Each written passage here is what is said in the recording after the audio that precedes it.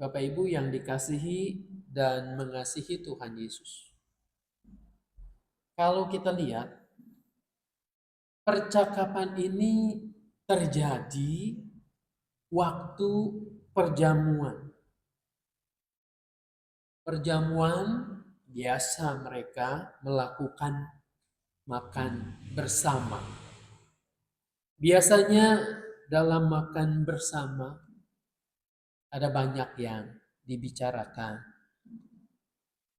Meskipun pada zaman kini seringkali orang terpaku dengan ini ya, dengan handphonenya masing-masing. Orang mau makan tetap saja pegang. Mungkin mau memotretnya, mungkin mau melakukan sesuatu atau tetap berkomunikasi sedangkan lawan bicaranya, anggota keluarga sendiri seringkali terabaikan. Pada saat inilah terjadi disebutkan pertengkaran. Pertengkaran bukan mempertengkarkan gadgetnya, handphonenya paling bagus. Bukan pula memperlihatkan apa yang sedang dilihatnya ini paling keren. Atau memperlihatkan prestasi gamenya yang mencapai level yang terus tinggi. Bukan itu. Tapi mereka mempercakapkan apa? Mereka bertengkar mengenai siapa yang paling besar. Mereka bertikai siapa yang paling nantinya diutamakan. Mungkin kita akan mengatakan, kok naif banget ya? Masa sedang makan Yesus yang adalah guru mereka, yang mengajarkan tentang kasih, tentang kerendahan hati. Kok sekarang mereka berantem, bertengkar tentang siapa yang harus diutamakan, siapa yang terbesar. Nah, sebenarnya ini adalah kecenderungan setiap manusia. Sadar atau tidak, kita pun menginginkan posisi itu. Posisi menjadi orang yang paling diutamakan. Menjadi orang yang paling diperhatikan, didengar ucapannya, omongannya, dilayani. Siapa sih yang tidak enak dilayani? Yesus mencontohkan dalam perjamuan itu. Menurutmu siapa yang lebih besar, yang duduk makan terus dilayani atau yang melayani? Ayat 27 itu jelas ya. Siapakah yang lebih besar? Yang duduk makan atau yang melayani? Bukankah dia yang duduk makan? Katanya. Benar ya. Kalau kita pergi ke restoran kan juga seperti itu. Yang duduk makan, yang beli makanan itu diperlakukan seperti raja. Apapun kebutuhannya, apapun keinginannya, si pelayan akan siap untuk memberikan pelayanannya. Ia akan berdiri menjaga. Kalau yang makan itu akan memanggilnya, meminta ini dan itu, disediakan ini dan itu. Realitasnya memang begitu. Tetapi Yesus mengatakan, namun aku ada di tengah-tengah kamu sebagai pelayan. Kamulah yang tetap tinggal bersama-sama dengan aku dan segala pencobaan yang aku alami ini. Jadi Yesus pada saat itu sebagai guru dan Tuhan di tengah-tengah mereka, ia menyatakan, akulah sebagai pelayan. Jadi ketika kalian berebut ingin menjadi yang utama, yang paling besar, justru aku memposisikan diri sebagai pelayan buat kalian. Sebenarnya ini sebuah ungkapan, sebuah pengajaran yang menohok mereka berebut paling besar siapa, tapi yang paling besar di antara mereka yaitu Yesus sendiri justru menempatkan dirinya sebagai pelayan yang melayani mereka. Bahkan di bagian lain nantinya Yesus mengambil ikat pinggangnya itu lalu menyeka murid-murid membasuhnya dengan air. Ini sungguh luar biasa. Apakah relevan? Apakah cocok? Pada zaman sekarang itu, kalau orang ingin menjadi besar, lalu kemudian harus jadi jongos, harus jadi pelayan. Mungkin nampaknya kita juga merasakan sesuatu yang ganjil, yang aneh. Bukankah kita harus naik posisi kita? Harus berkuasa, dan kalau perlu kita merebut kekuasaan itu dengan jalan apapun. Sebab dengan berkuasa kita leluasa untuk mengatur, memerintah orang. Bu Bapak yang dikasihi Tuhan, kalau kita melihat perkembangan kehidupan, katakanlah perusahaan-perusahaan yang hebat pada saat ini, justru mereka yang menerapkan apa yang diajarkan oleh Tuhan Yesus ini. Perusahaan yang mau melayani dengan baik, dengan tulus, memperlakukan customer-nya itu seperti raja. Mereka perusahaan-perusahaan ini yang terus bertahan bahkan menjadi besar.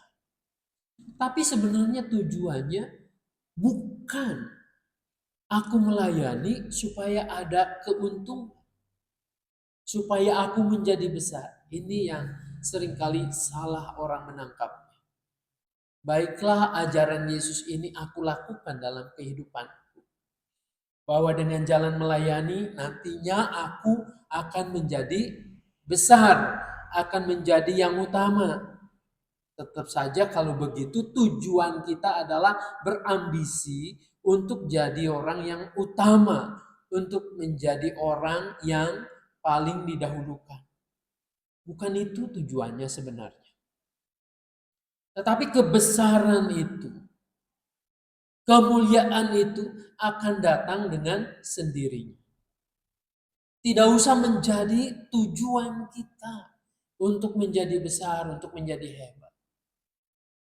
Kehebatan itu akan datang dengan sendirinya. Ketika Anda dan saya melakukan sesuatu itu dengan tulus. Betul-betul merendahkan diri. Betul-betul mau menjadi pelayan. Seperti yang dicontohkan oleh Yesus. Saya pikir Yesus pun tidak mengejar itu.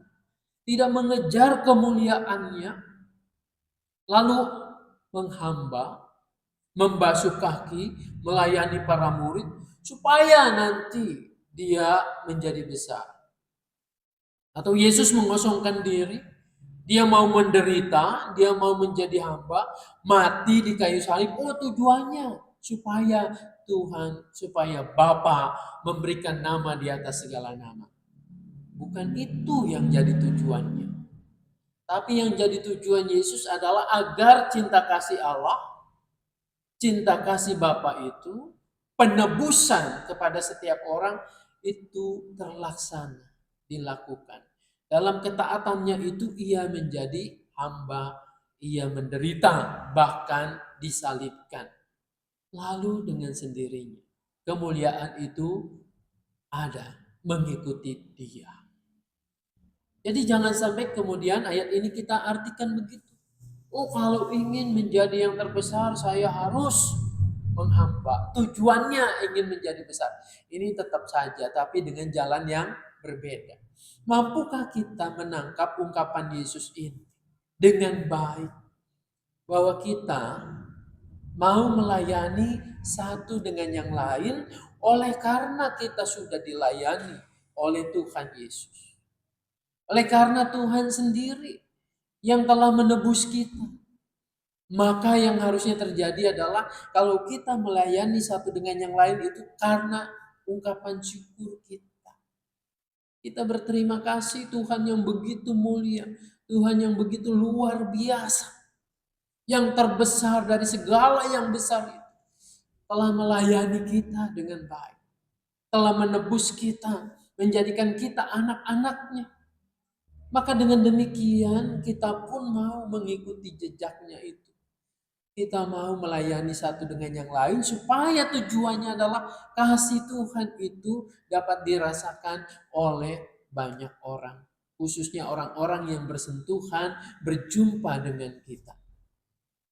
Jadi pergunakanlah waktu yang ada di hadapan kita. Bukan dengan mengejar supaya kita menjadi paling hebat, paling utama, paling besar. Sisa waktu yang ada pada kita gunakanlah untuk boleh melayani satu dengan yang lain. Karena dengan begitulah kita bisa menyalurkan kasih Tuhan, meneruskan karya Tuhan Yesus di dunia ini. Waktu kita tinggal berapa sih?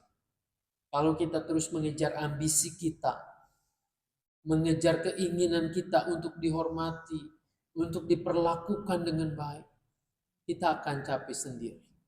Bebaskanlah itu dari niatan kita. Lakukanlah dengan tulus. Kita boleh melayani.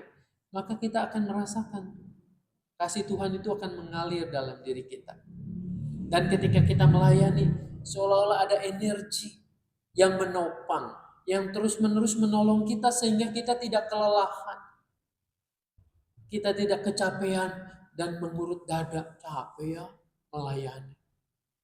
Tapi kita akan terus punya energi, punya tenaga dan sukacita. Ini ternyata cinta Tuhan yang mengalir di dalam diriku untuk banyak orang yang aku jumpai. Nah, biarlah itu boleh kita lakukan dalam hidup sehari-hari sehingga kehidupan akan indah, minimal tidak ada pertengkaran di dalam kehidupan kita. Coba lakukan ini, saling melayani dalam keluarga kita. Pasti keluarga kita minimal. Kalau ada pertengkaran pun akan semakin rendah, kecil. Tapi ketika ini terjadi sebaliknya, berebut kekuasaan, makin lama keluarga kita makin berantakan, bertengkar terus-menerus. Biarlah Tuhan menolong kita supaya kita jadi pendamai di antara keluarga kita dengan jalan melayani. Tuhan Yesus memberkati kita. Amin. Mari kita berdoa untuk firman yang boleh kita pelajari, kita dengar. Bapa dalam surga, terima kasih Tuhan yang menolong kami untuk kami boleh melakukan firman-Mu ini dalam hidup sehari-hari. Kami percaya melalui jalan melayani, anugerah Tuhan akan dirasakan oleh banyak orang, terutama mereka yang bersentuhan dengan kami. Dalam nama Tuhan Yesus kami berdoa. Amin.